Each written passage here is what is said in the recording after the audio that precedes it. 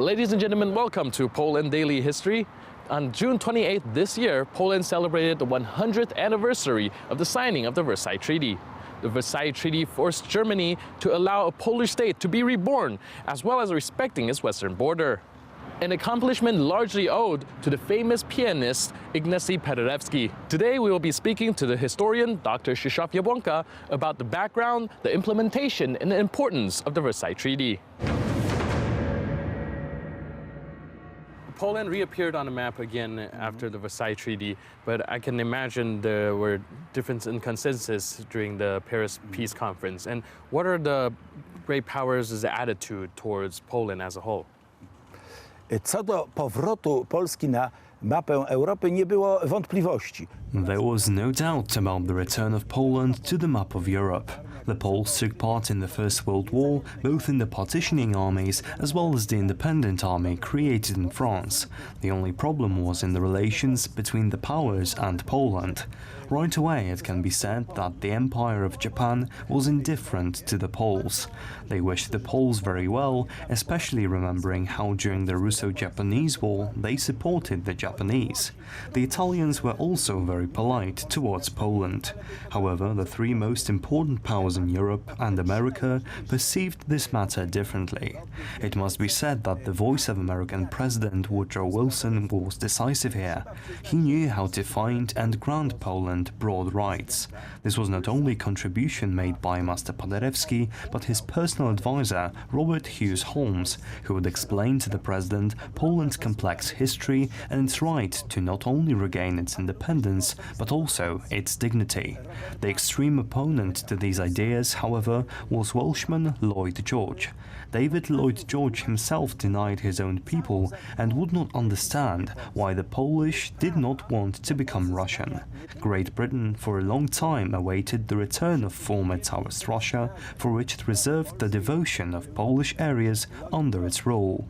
As a result, the Poles constantly had an opponent, a very powerful and important one, the British Empire. The determined and very consistent ally of Poland turned out to be Georges Clemenceau, who was nicknamed Tiger, as his way of arguing was very aggressive and was said to tear apart his opponents.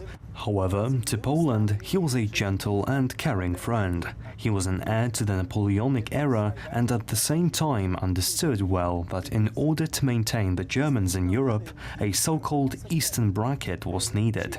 He, upon witnessing the collapse of Russia and the rise of the Bolsheviks, saw this in the Poles.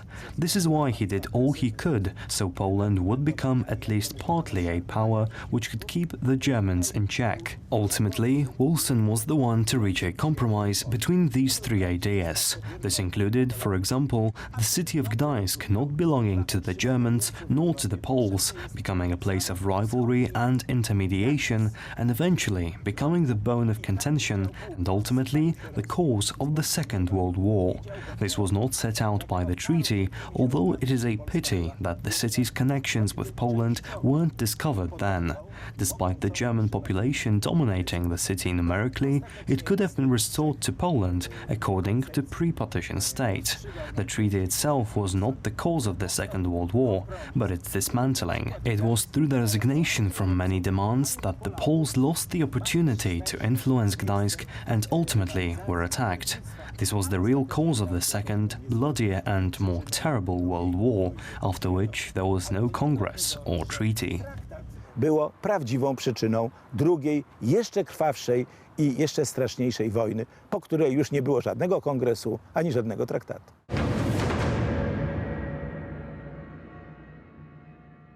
The Treaty of Versailles only ended the war with Germany.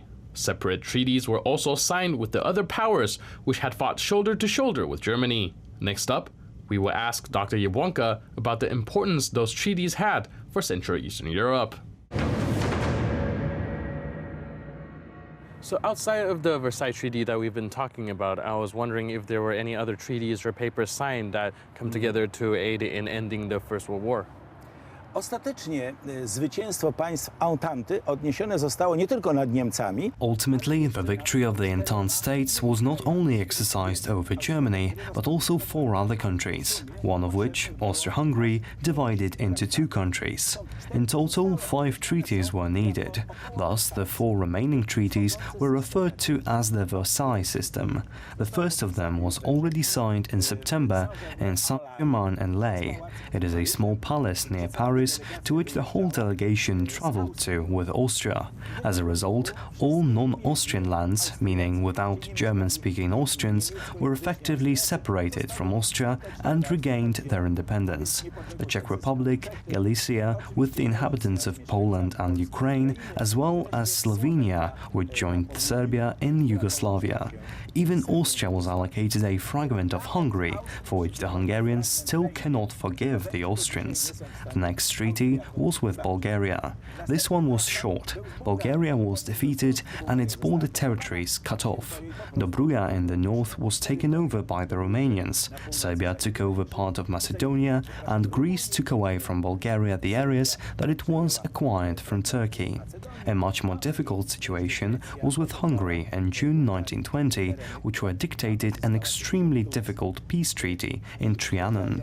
If it can be said that some treaties were silly, it would be in the case of the Hungarians. They were deprived of 2/3 of their historical territory, and around 3 million Hungarians found themselves outside their own country. This was 1/4 of the nation, and it was ignored that the Hungarians had a right to their countrymen. Therefore, the Treaty of Trianon is considered to be the biggest trauma and day of mourning for the Hungarians. The Czechs broke off Slovakia to form Czechoslovakia, the Romanians broke off Transylvania and Banat, Serbia took away Vojvodina, and even Austria took away Burgenland. The last treaty was signed in Sevres with Turkey, which took away all the non-Turkish lands, all the Arab countries, and also made Constantinople an international city. Armenia regained territories on which the Turks had previously murdered almost all of the population. They regained the right to the land, and the Kurds were granted autonomy. Unfortunately, due to the national revolution of Mustafa Kemal Pasha, better known as Ataturk, the Turks rejected the Sultanate as they recognized it was another state, and they went on the offensive by refuting the last treaty, and after a few years of war, they defeated both Greece and Armenia. They signed a new treaty in Lausanne, no longer in the Versailles system, in which not only did they regain the lost Armenian countries, they conquered the Kurds again and regained Constantinople and the Greeks' land both at the Black Sea and the Mediterranean. In the end, Greece was separated from Turkey only by the Aegean Sea.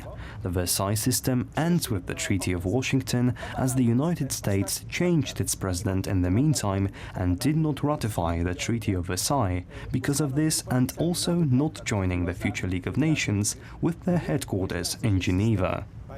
They signed a separate treaty with the Germans in 1922 called the Washington Treaty. Therefore, the entire system of all signed treaties is commonly referred to as the Versailles-Washington system. For the Poles, one thing was disastrous. During the Bolshevik War, Lloyd George ordered his Secretary of State of Foreign Affairs, Lord Curzon, to write a note to the Soviet government demarcating Poland from Soviet Russia. In this note, a line called the Curzon Line was established, in which not only the city of Grodno, Vilnius or Brest, but also Lviv was granted to the Soviets. The Poles defeated the Bolsheviks and disregarded this line, but with the Second World War, Stalin, along with Churchill, returned to this old line. This line was also faked by Namier, a Polish Jew named Namierowski, who hated his former homeland and moved the line from the east of Lviv to the west. Currently, you need to travel around 100 kilometers from the Polish border to Lviv. It used to be a powerful, developing city full of Polish culture with a large number of Jewish and Armenian inhabitants. The city was destroyed and the university was moved to Wrocław. Lviv was no longer what it was before the war. Miasto zostało zniszczone, uniwersytet przeniesiony do Wrocławia, Lwów dzisiaj już nie jest tym Lwowem, co był przed wojną. As we have seen today, the Versailles Treaty was crucial for Poland to reappear on the map after 123 years of partition by Russia, Prussia, and Austria. The Polish delegation to Paris had to work hard to convince the great powers to draft a treaty that's favorable to Poland. It was made possible by the excellent cooperation between the three fathers of Polish independence, Piłsudski, Dmowski, Paderewski, showing just how much can be done by working together. I'm your host, Benjamin Lee. Now see you next time on Poland Daily History.